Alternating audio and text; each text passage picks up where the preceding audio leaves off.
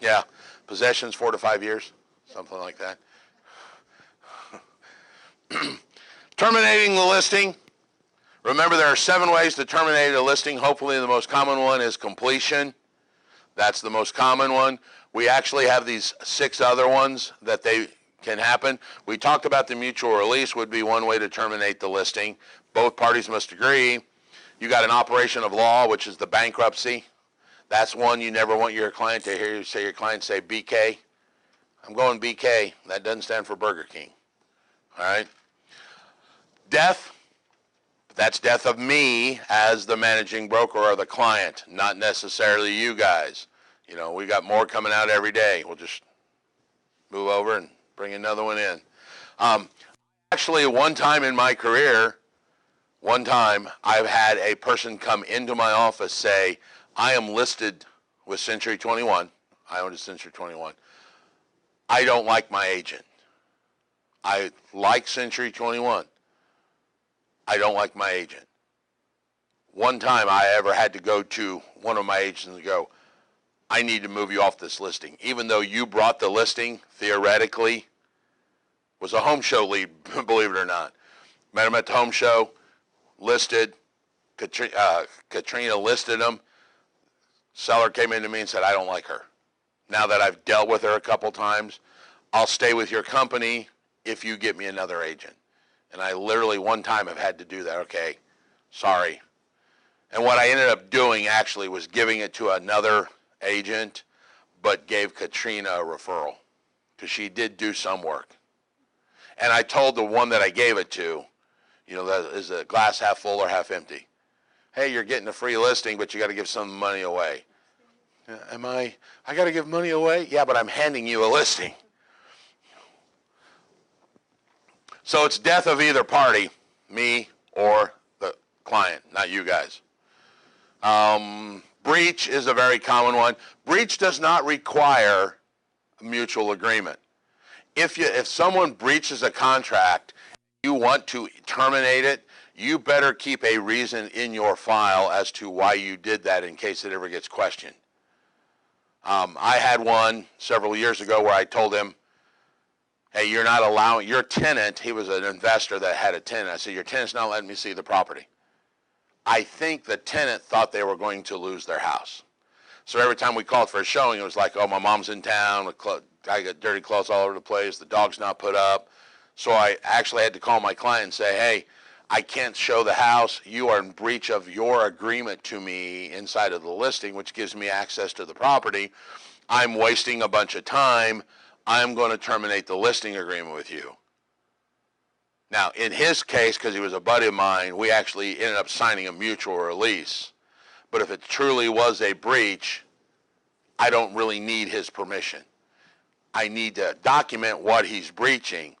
For instance, if we go back to the Apple one, if for some reason he would have said, after I signed the lease, oh, and don't sell it to any, you have breached the fair housing clause, I'm writing a little document up, putting it in your document. Here's the mutual release. It's coming off the MLS today. That would be a real easy one to get by a judge if the guy decided he wanted to cause problems and go to court. Hey, Your Honor, here's what he said. It's a violation. The judge would, yeah, I'll let that one go. Pretty easy. So make sure you keep something in there that talks about why you're releasing them if there's a breach. Even if it's just a letter written up by the managing broker and signed saying, you know, this person isn't doing this or has done this or has threatened clients or whatever. Would that apply if someone said, hey, I want you to list my house to get it in the system, but I'm not done with construction on it? I mean, it'd be like just cosmetic things. I'll be done in a week. And you can take a picture of the outside of the house, but don't take pictures of the inside until I'm done. Well, 3 weeks later, you haven't been able to take inside pictures of the home because it's not done. Would that constitute if you're... I don't think that in and of itself is enough, the fact that you don't have they wouldn't let interior pictures. Now, if they block the showings because they haven't done that, then yeah, there's a problem. And that would be the same reason. Hey, that would be a good example of why you might want to use a withdrawal rather than a release. Okay. we're going to withdraw it out of the marketing of the MLS. You're still under contract to me in case something happens, in case one of the guys just out of the blue writes me an offer. And when it's back on, then we'll go back into the MLS. That might be a good example of a withdrawal.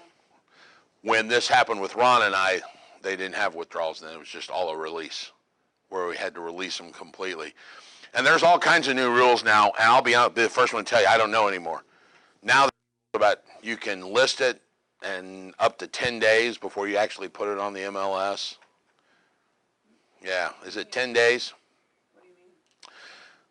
Like have them sign it? I thought it was 2. Used to be 2, and then I had heard that I thought it was a chance. That's why I said I don't really know anymore. So what, you can have them sign it and put a sign in their yard? And not put it in the MLS for like so many days. Okay. With that, do you know when it changed? Yeah. There's a ruling, it used to be, had to be within 2 days. Then I had heard it was up to 10 days they can do it. And they call that a pocket listing, if you've got it listed but you're not marketing it out. I'll look that up because that's a good point. Can I have a listing not in the MLS? Yes. Yes, I can. What do I need?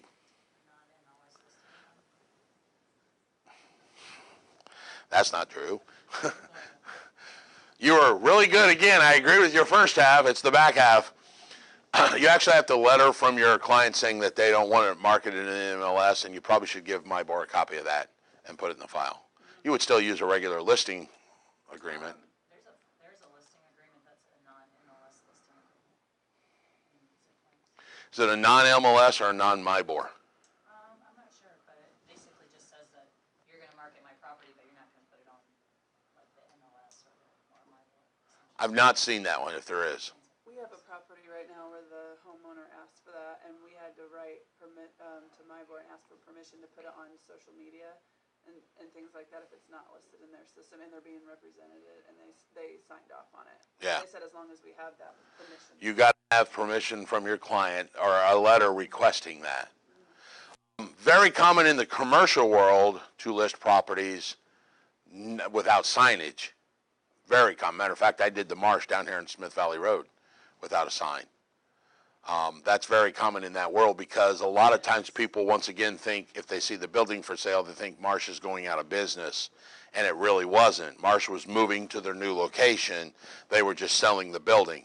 So a lot of times there's buildings that go up for sale with no signs on them in the commercial world, especially in the retail industry. They don't want anybody to think that the retail's closing and, I guess I'll start going to Kroger, and they lose business that way. So that's very common in the commercial world. I've had a couple houses that didn't want signs in their yard for several reasons. One was their belief was that if people saw a sign in the yard, they would think it's fake and they would get vandalized. Other one was all the people wanting to see it and knock on the doors and stuff like that. So that's how you would terminate the listing. Any questions about the listing contract itself? You guys have all filled out at least one listing contract.